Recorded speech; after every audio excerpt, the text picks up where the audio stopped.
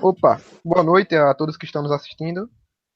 Mais um Hangout aqui. Desculpa o atraso, né? O atraso já é comum nos meus Hangouts mesmo, mas enfim.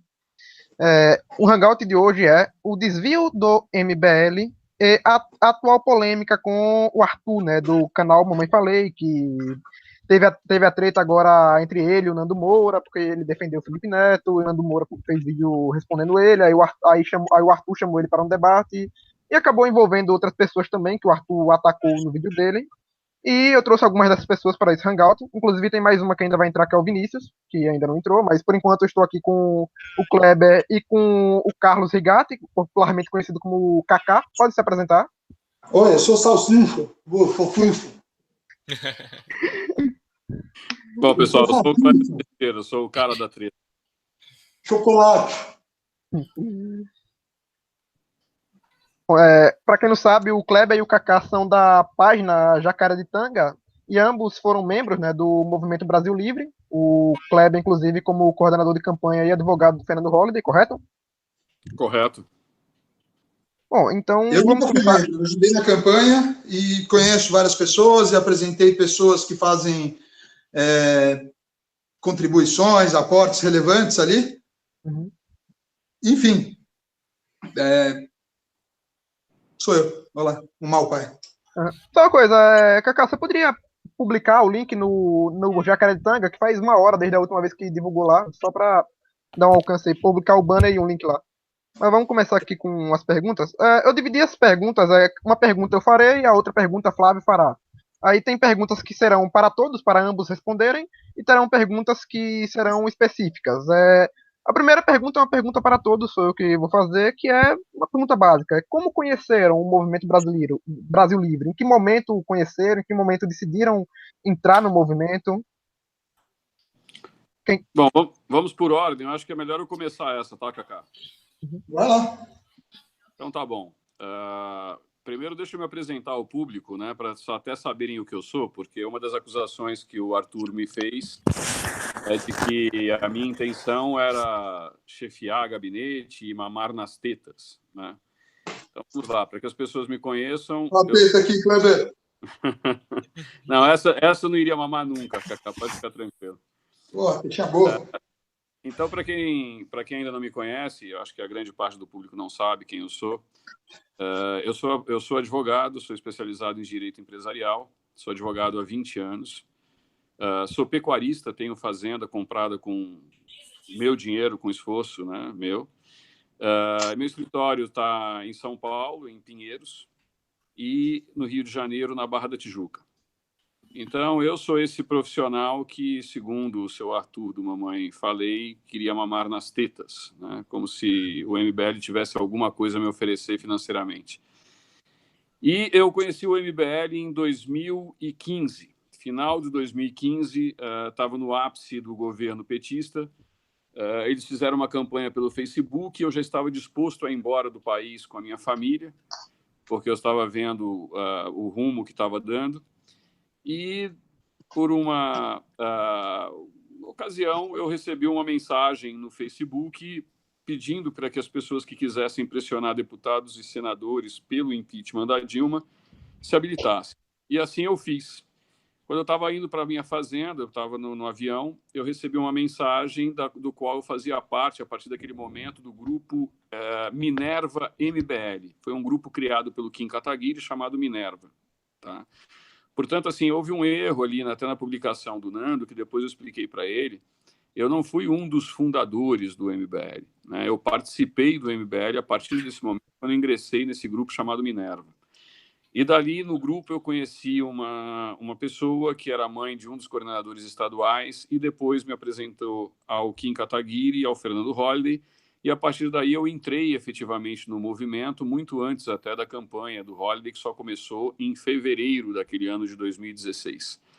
Naquele momento eu passei a contribuir com o MBL com R$250 por mês, me tornei um membro filiado, eles faziam uma campanha pela internet pedindo doações e quem contribuísse com uma taxa máxima naquela ocasião, que era de R$250, teria direito à participação no MBL e até mesmo com voto. Era o plano Mão Invisível, né? É. Eles E tinham aí, uma série de planos. Exatamente. Era uma série de planos que você Eles começava ainda vendem desde esse planos, nome invisível. você começava desde planos de R$ 15 e ali em diante. E na realidade, eu comecei e todos os pagamentos eram feitos por cartão de crédito, então não tive muito problema de comprovar isso, né? E eles fizeram uma convocação de pessoas que queriam ajudar na campanha do Fernando Holliday. E como esta mãe deste colega de então me fez o convite, eu acabei fazendo parte daquela cúpula ali que eles chamam de núcleo nacional do MBL.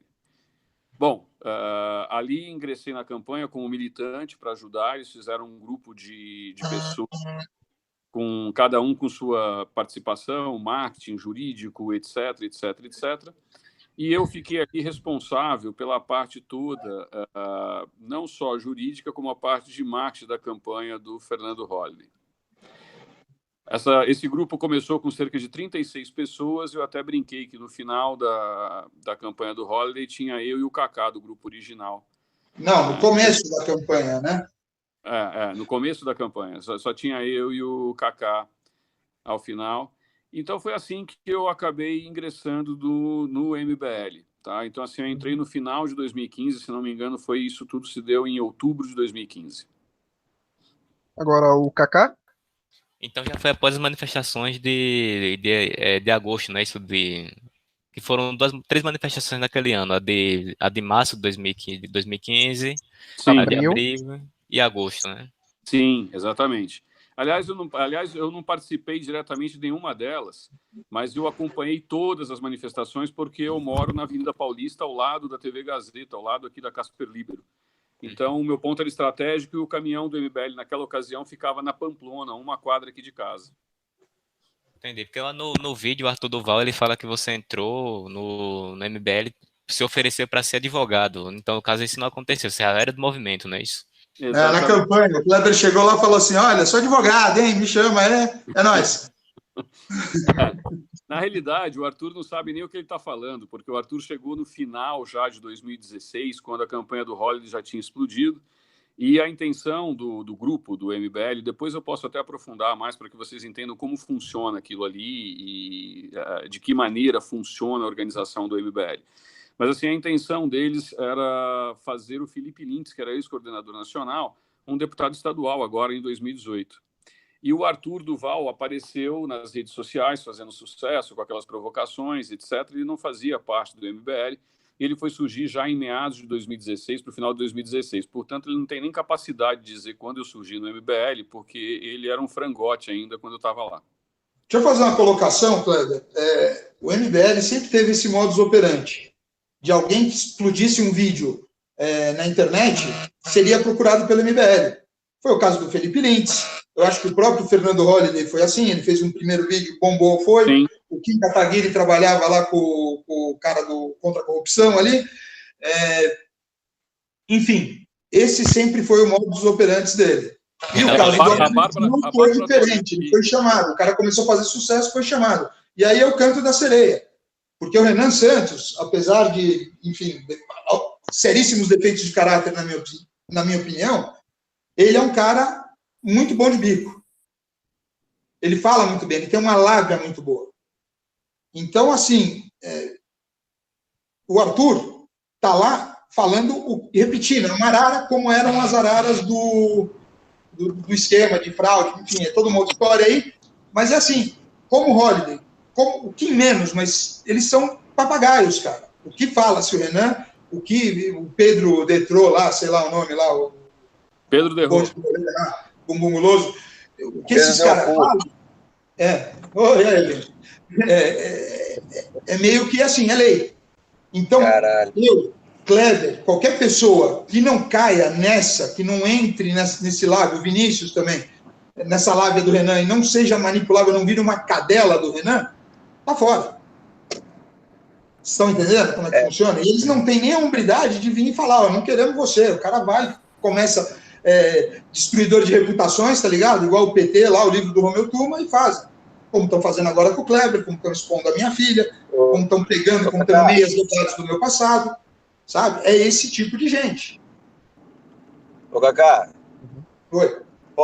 posso falar, desculpa interromper aí, gente. Eu entrei aqui na live só para falar que eu tô dirigindo agora. Um amigo nosso... né? Você tá dirigindo e falando na live, irmão. Então, mas um amigo nosso teve a loja roubada, o Gil, hoje. E eu acabei de sair para ajudar ele. Eu tô indo para casa, que minha mãe tá passando um pouco de mal também. Então, assim, quando eu acertar as coisas, eu já volto aqui para a live. Tá ok? Beleza, tranquilo. Vai ficar tranquilo. Fica tranquilo que as suas perguntas a gente vai botar pro final. Tá bom. Tá certo? Um abraço aí. Deixa eu tirar aqui, porque eu tô com um Porsche, cara.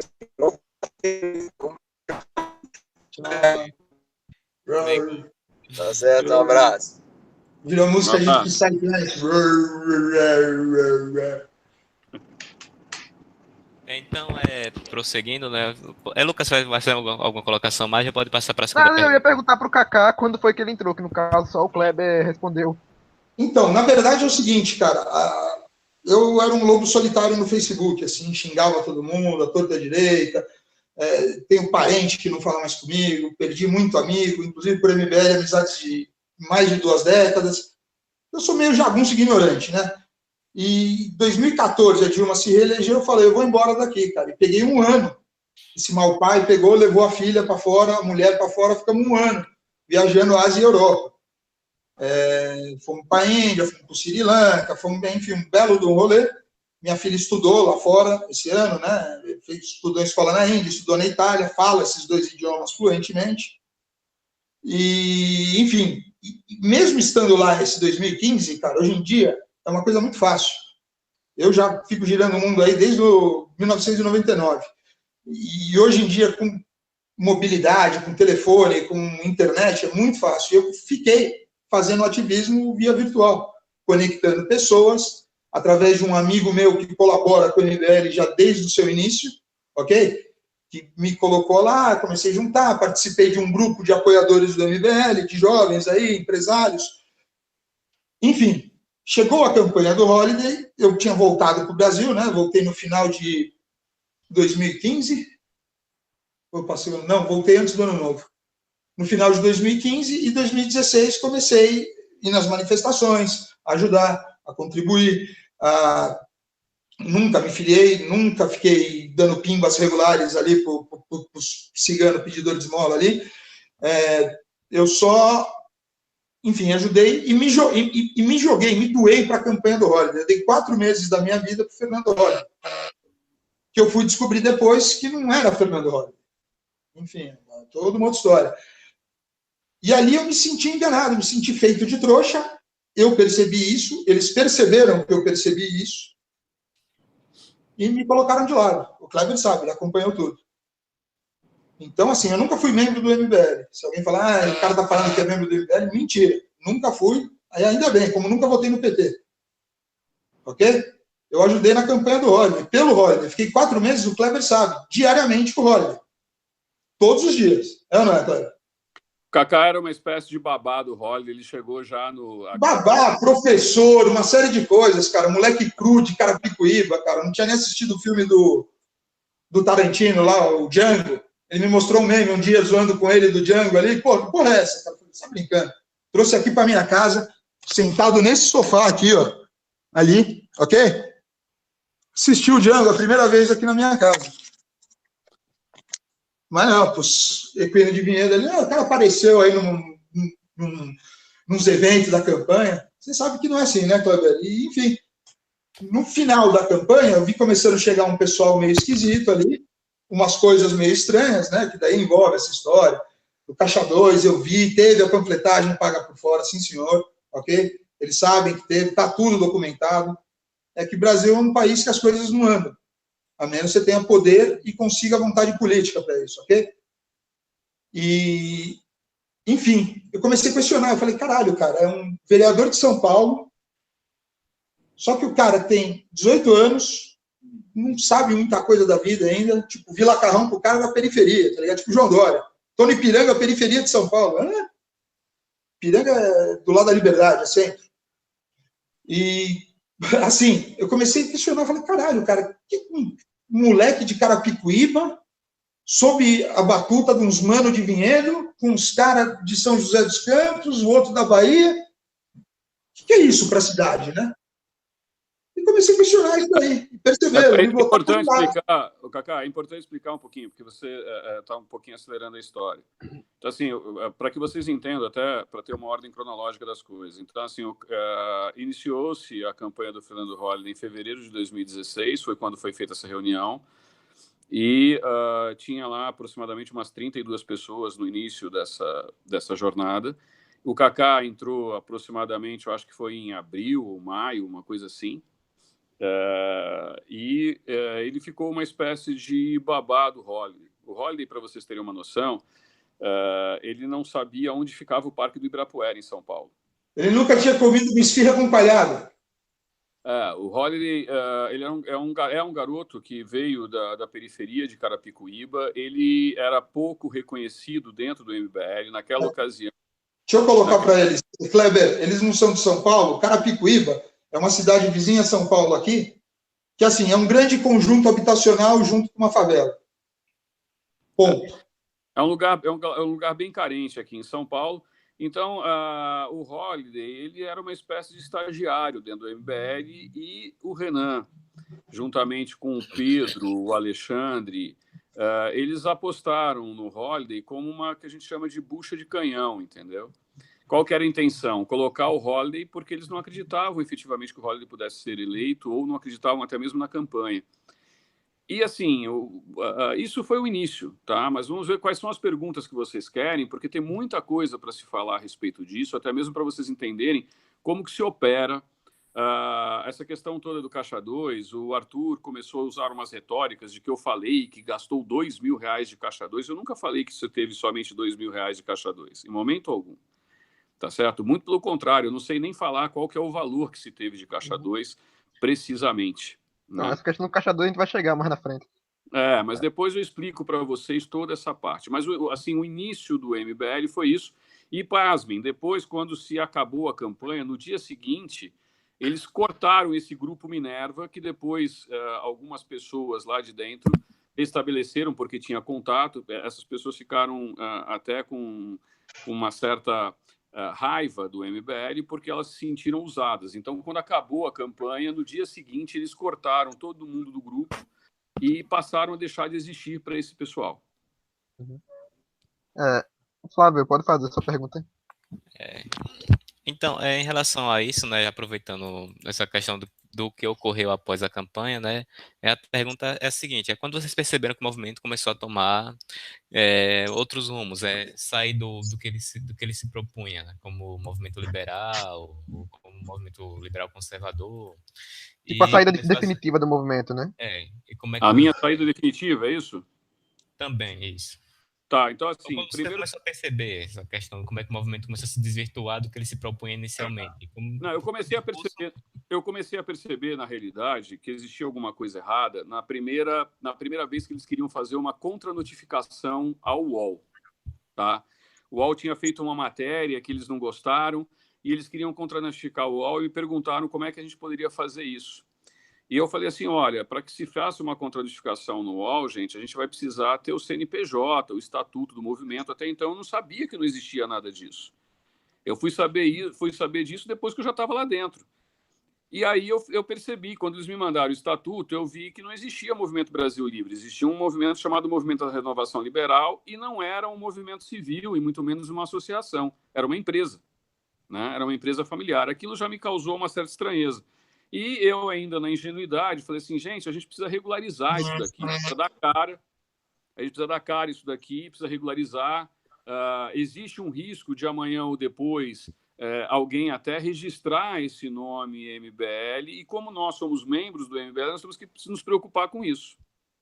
Então, ali eu comecei a perceber, mas até ali a gente tinha uma expectativa de que ia tocar a campanha do Holliday com R$12.000, porque a campanha ia ser feita basicamente pela internet. Então, não havia necessidade de grande volume de capital. O Holliday não tinha dinheiro para comer. Era junho de 2016. O Kaká foi até uma loja e comprou o único casaco que o Holliday tinha até o final da campanha. Se alguém conseguir pegar vídeo... Pode olhar todos os vídeos. É um casaco preto com a manga roxa. Com meio roxa, meio vinho, né, Kaká? Vinho com a manga preta, enfim. Então, assim, o Holliday passava frio porque ele não tinha o que vestir. E, assim, começamos a perceber, porque um dos membros, eu não vou citar o nome, até mesmo porque, por respeito a essa pessoa que me alertou. A gente estava sentado no barzinho no Gemini, eu, o Kaká e o Holiday. Depois essa pessoa chegou ali e ela comentou comigo, falou assim, olha, vocês nunca coloquem dinheiro, porque eles têm muito dinheiro. Eles têm mais dinheiro do que você imagina. E foi naquela ocasião até, Kaká, que você deve lembrar, que onde a gente colocou as pautas do que seriam as pautas do Holiday, que é o que hoje eles arrotam para Deus e todo mundo, que o Holiday, olha, ele não recebe parte do salário dele, ele deixa de receber. Caralho, ele que me chamou, preciso fazer umas propostas, preciso... Eu falei, vamos lá, chega aí. Quem fez essas propostas foi o Kaká. E eles adotam isso até hoje. Mas, assim, é muito fácil o Holiday não dispor de dinheiro. O MBL não tem nada transparente. E foi graças à ação marcária que a gente entrou, porque daí... Desculpa, Kleber, para o Holiday, meio salário de vereador é uma fortuna. Exato. O Holiday, gente, ele não tinha dinheiro para comprar um cheeseburger. Não, eu pagava a comida dele, eu pagava a gasolina do carro da campanha, eu paguei o agasalho dele, cara, começou a me fazer mal. Eu falei, porra, cara, você tá passando frio, brother. Foi uns dias bem frios ali. Então, e assim, tudo isso, até então, a gente estava achando que estava tentando fazer um bem porque eram garotos pobres, sem recursos. Que é o mau pai aqui, despreocupado com o Holiday passar frio. Assim, que é o que eles tentam vender o tempo todo nas redes, tá certo? Mas a partir dali, ainda a gente conseguia... Eu ainda fiquei desconfiado quando esse membro falou isso para mim. Mas ao final da campanha, ela totalmente sem dinheiro, o que aconteceu? Chegou um cidadão que teoricamente, seria marqueteiro do Partido Novo, chamado Marcelo Castro. Isso faltando cerca de 2 meses e meio, 3 meses para o final. Já para isso, Kleber, menos. 8 semanas, cara. Esse cara chegou lá e foi apresentado pelo Renan. Não, esse cara vai ser o marqueteiro. Nós ainda estranhamos. Assim, como é que esse cara vai ser marqueteiro? Isso já foi feito tudo. Tá certo? Mas tudo bem. Ele ficou lá. Esse cidadão começou a aparecer com dinheiro durante a campanha. Tá certo? Esse cidadão era ligado a Dilma Rousseff. Esse cidadão é ligado ao Instituto Ravenna. O papai dele é lá de Salvador, envolvido com sérios casos de corrupção, inclusive numa universidade, do qual ele foi reitor. E até então nós não sabíamos disso. E, pasme, tudo que eu estou falando para vocês, nem tudo, obviamente, você pode comprovar, porque nosso ambiente ali era um ambiente de campanha. Mas existem outras pessoas que conviveram e verificaram o que a gente está falando. E quem sabe, irmão. Assim, este Marcelo Castro, ele não queria que fosse declarado ter determinados valores. Então, assim, quanto foi de caixa 2? Eu não sei. O que eu posso dizer para vocês é que não foi pouco, mas também não foi muito. E eu explico o que significa isso. Uma campanha para vereador em São Paulo, imaginava-se que deveria ser feito um gasto de aproximadamente R$600 mil. O Renan adora e arrota até hoje a campanha de 50 paus. E eles falam, não, a campanha foi feita com R$52 mil, mas isso também não é verdade. O valor total eu não posso precisar, porque não era eu quem mexia com o dinheiro. Mas nós acompanhamos que todos os pagamentos dessas promotoras que apareceram nas reportagens foram feitos com dinheiro não declarado.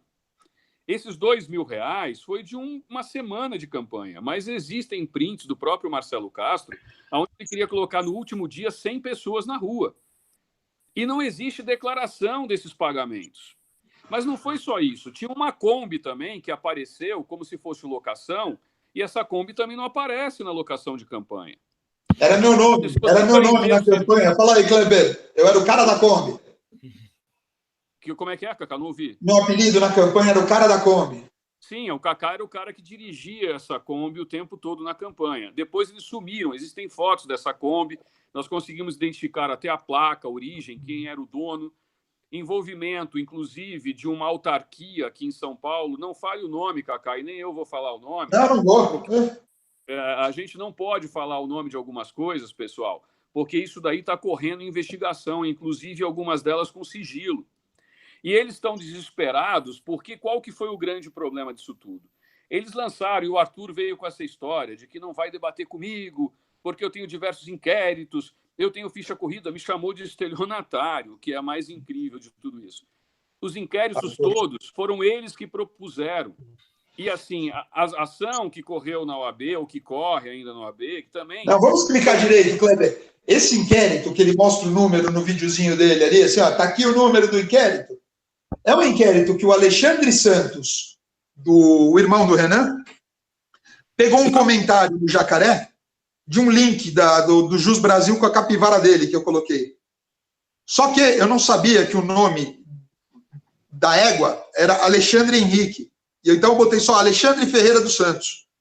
E nessa apareceu um homônimo dele, estelionato, acho que tentativa de homicídio, nem sei do que é. Depois que eu fui ver que deu esse rolo todo. E ele, munido disso, foi a um cartório para registrar o print da tela na página do Jacaré. Gastou uns R$800, né, Kleber, de emolumentos? R$2.400. De emolumentos para provar que realmente a gente, se apagasse aquilo que estava escrito.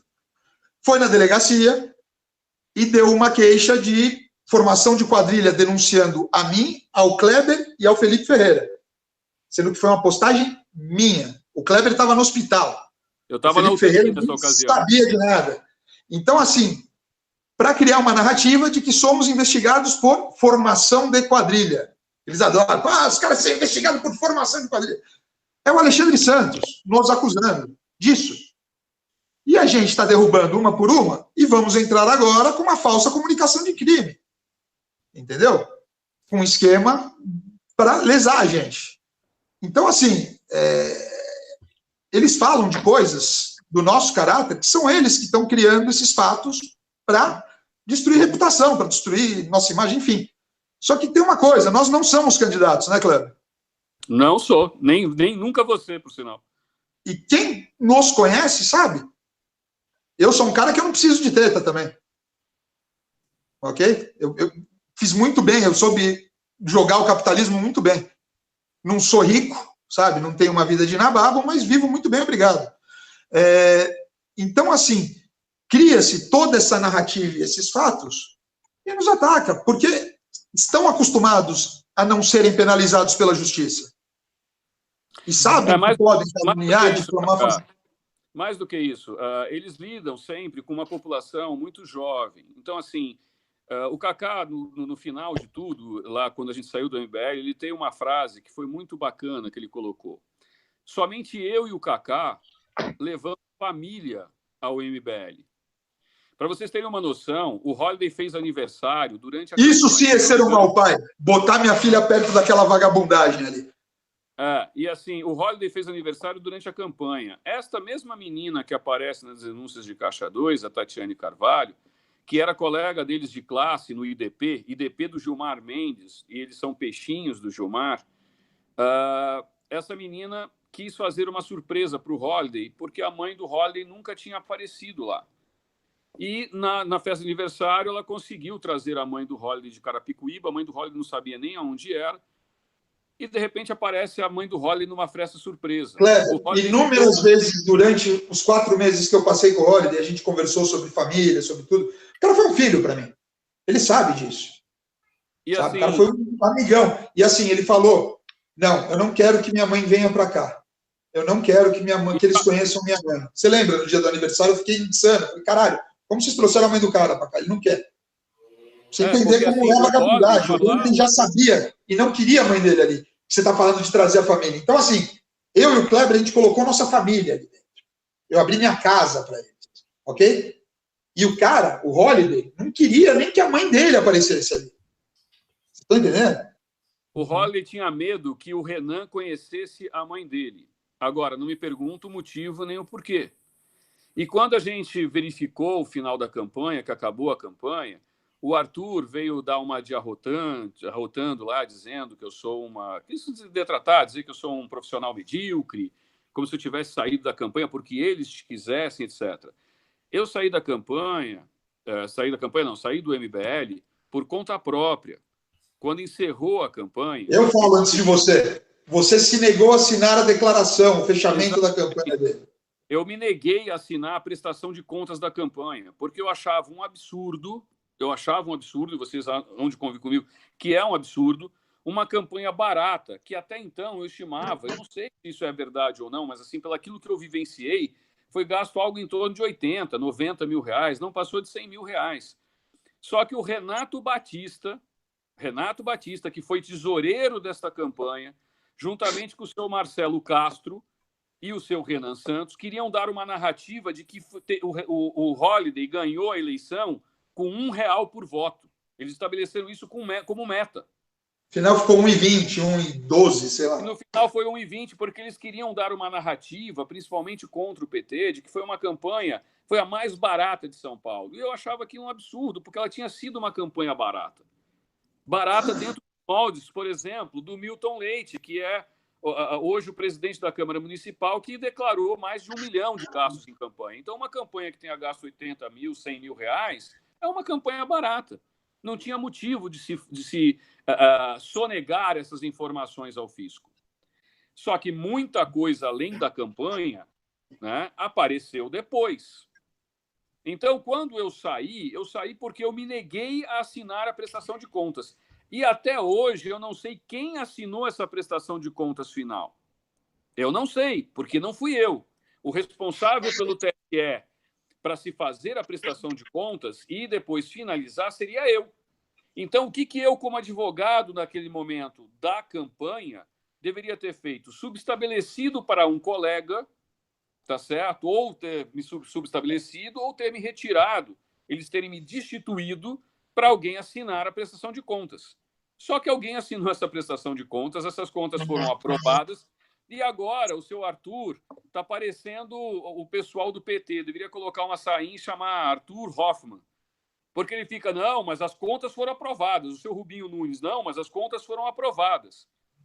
Meu amigo, depois que acabou tudo isso, e eu estava internado, gente, por conta de um AVC, eu tinha feito uma microcirurgia no cérebro, quando eles me acusam de ter feito divulgação na empresa ou qualquer outras coisas do gênero. Eu tinha feito uma operação, eu estava internado na UTI do Beneficência Portuguesa Mirante, aqui em São Paulo.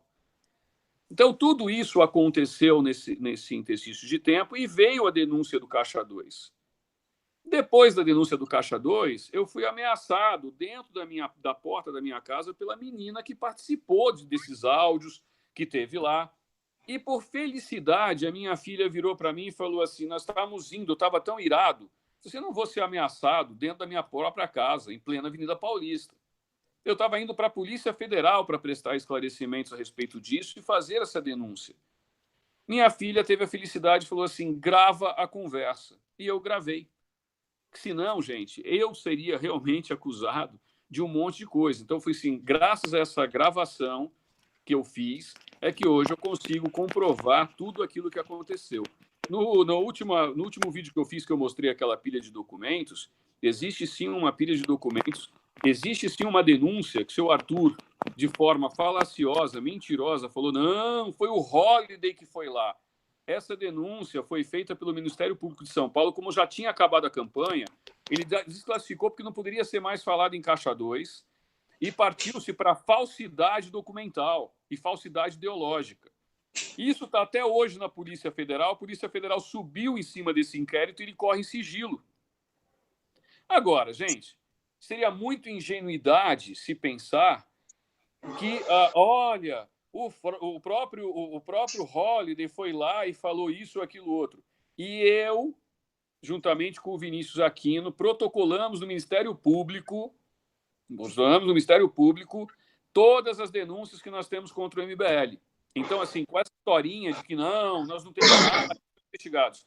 O que acontece com o seu Arthur é que ele não tem a coragem de olhar para a minha cara, porque eu tenho o printzinho dele e eu vou mostrar para vocês a hora que vocês quiserem, até para o Nando Moro, ou até mesmo no debate do dia 22, do dia 26. O seu Arthur... Pode mostrar agora o print? Eu não estou aqui porque ele está no meu escritório, mas eu tenho esse print. Eu tenho o print do Arthur, mas eu posso te precisar e aí eu vou mostrar para você. Conversa do seu Arthur me pedindo ajuda por WhatsApp no dia 2 de novembro de 2016, às 18h30. E vocês têm o direito de me cobrar se eu estou errado na data e no horário. Uhum. Dia 2 de novembro. A campanha tinha acabado dia 7 de outubro. Como é que eu posso ser um advogado de campanha somente? Como é que eu não era um militante? E essa ajuda é porque ele tinha sido denunciado por uma menina do PT dentro de um colégio lá em Curitiba de estupro. E ele estava indo para a delegacia de polícia. Então, como é que esse cidadão agora vem com a maior cara de pau do mundo me desqualificar? É basicamente isso, gente. Para a próxima pergunta, você acabou adiantando muita coisa, mas é falar justamente sobre essas acusações do Arthur. Ele te acusou, né, de estelionato, disse que você tá tendo sua OAB cassada pela... Eu queria que você explicasse sobre essa questão. Tá, então em relação ao OAB, a primeira coisa que eu tenho que explicar para vocês é o seguinte: todo processo no OAB ele corre sob sigilo. Então, o sigilo, na teoria, seria até para proteger o próprio advogado que está sendo processado no Tribunal de Ética da OAB. No meu caso, o sigilo sempre foi prejudicial à minha pessoa. Pelo contrário, eu quero a transparência dentro daquilo que está lá. Mas, por imposição legal, o que está dentro deste processo, eu não posso sequer me manifestar. Tá? Com exceção feita ao que eu falei para ele, que depois eu vou justificar a respeito da liminar.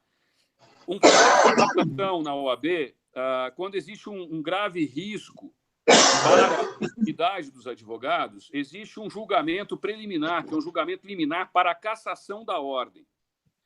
E eu também provo para vocês e mostro que consta nesse processo, mas isso é um direito meu a mostrar, que eu nunca tive nenhuma representação na OAB contra o meu nome.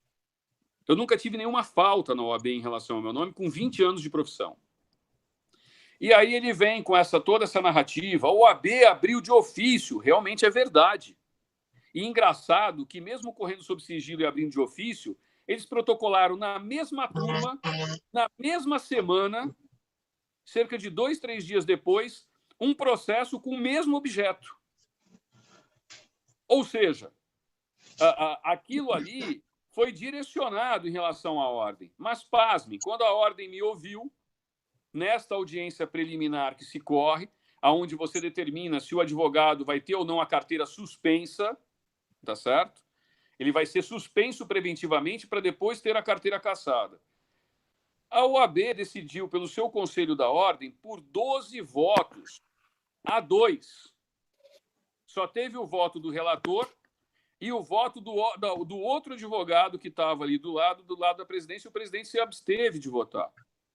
Todos os demais 12 advogados concluíram que não houve nenhuma falha ou falta da minha parte. E desqualificaram essa denúncia para estudar se seria caso ou não de uma advertência em relação à minha pessoa. Mas, segundo o Arthur, é tão foda, Kleber, que os caras iam caçar preventivamente. Olha a viagem desse maluco. Olha como eles mentem, cara, inventam coisa. Porque